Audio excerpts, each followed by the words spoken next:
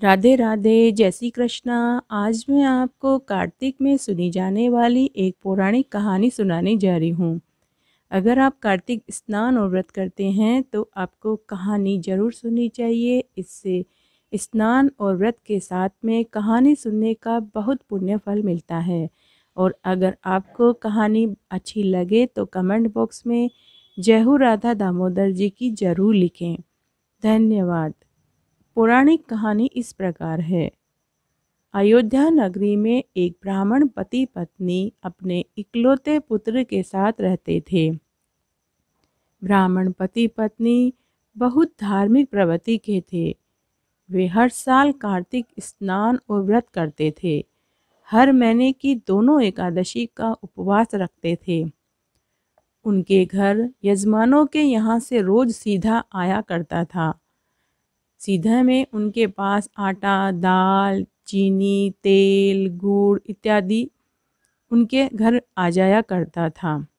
इसी से उनका घर चल रहा था। एक बार की बात है, जब उनका पुत्र 17-18 साल का था तो ब्राह्मणी अज्ञात बीमारी से चल बसी। ब्राह्मणी ने मरने से पहले अपने पति से वचन लिया कि आप हर साल कार्तिक स्नान जरूर करना। अगर व्रत हो सके तो करना, अगर व्रत करने की आपकी तबीयत ना हो तो आप व्रत चाहे मत करना, लेकिन आप कार्तिक स्नान हमेशा करना और रोज़ सरयू नदी के तट पर जाकर कार्तिक स्नान करना।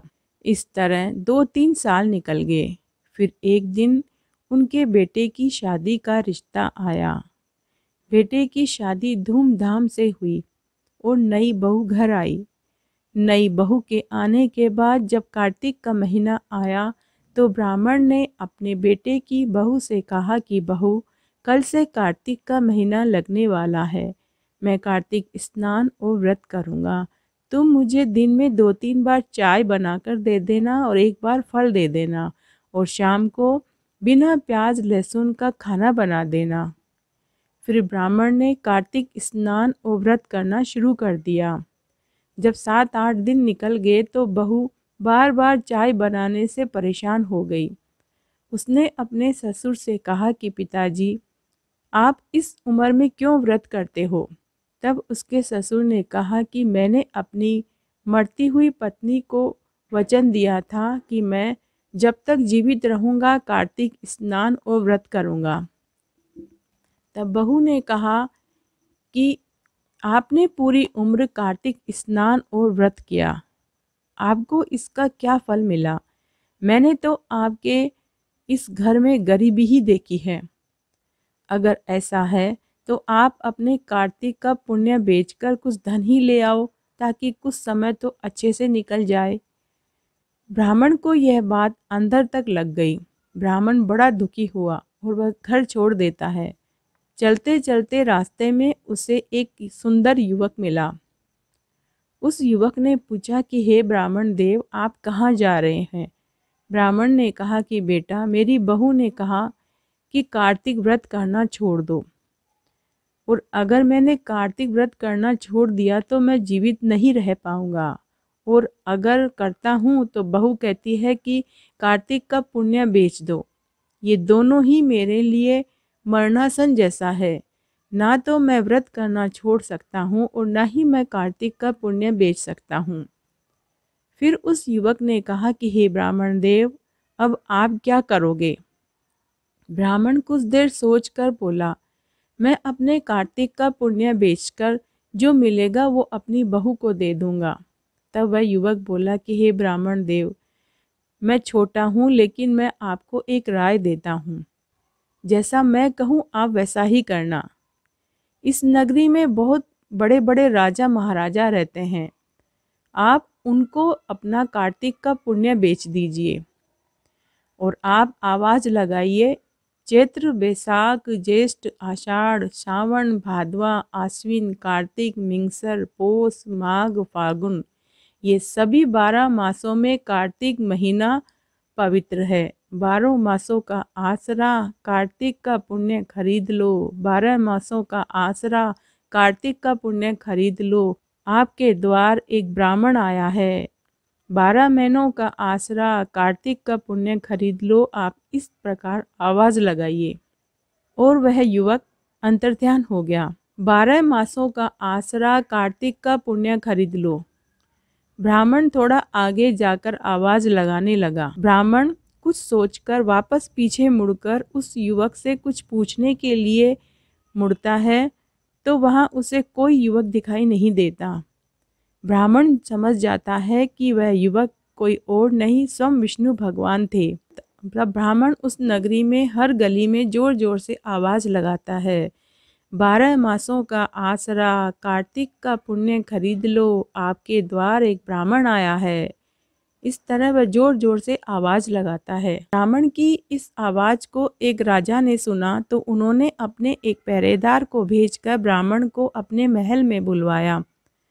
तब ब्राह्मण से राजा ने कहा कि हे ब्राह्मण देव, तुम्हारी जरूर कोई मजबूरी रही होगी, तभी तुम कार्तिक के पुण्य को बेचने निकले हो।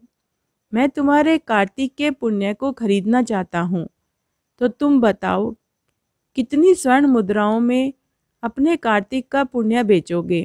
तो ब्राह्मण ने अपनी पोटली में से अपनी मरी हुई पत्नी की चुंदड़ी की साड़ी निकाली और कहा कि यह साड़ी मेरी पत्नी की है, आप इस साड़ी के वजन की मुद्राएं मुझे दे दीजिए। तब राजा ने तराजू के एक पलड़े में ब्राह्मण के कार्तिक का पुण्य अर्थात ब्राह्मण की पत्नी की चुंदड़ी की साड़ी रखी। दूसरे पलड़े में राजा ने स्वर्ण मुद्राएं रखनी शुरू की, लेकिन चुंदड़ी के साड़ी वाला पलड़ा तस से मस भी नहीं हुआ। राजा ने अपना सारा खजाना पलड़े में रखता गया, लेकिन पलड़ा टस से मस नहीं हुआ। तब पूरी नगरी में यह खबर आग की तरह फैल गई।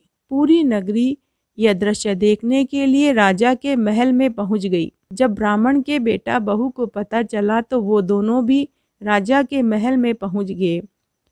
उसी नगरी में एक नामी पंडित भी रहते थे। जब उन्हें पता चला तो वो पंडित भी राजा के महल में आए और ब्राह्मण के आगे हाथ जोड़कर बोले कि हे ब्राह्मण देव, आप बड़े महान हैं, आपके सत्य और आपके कार्तिक पुण्य के आगे सब तुच्छ है।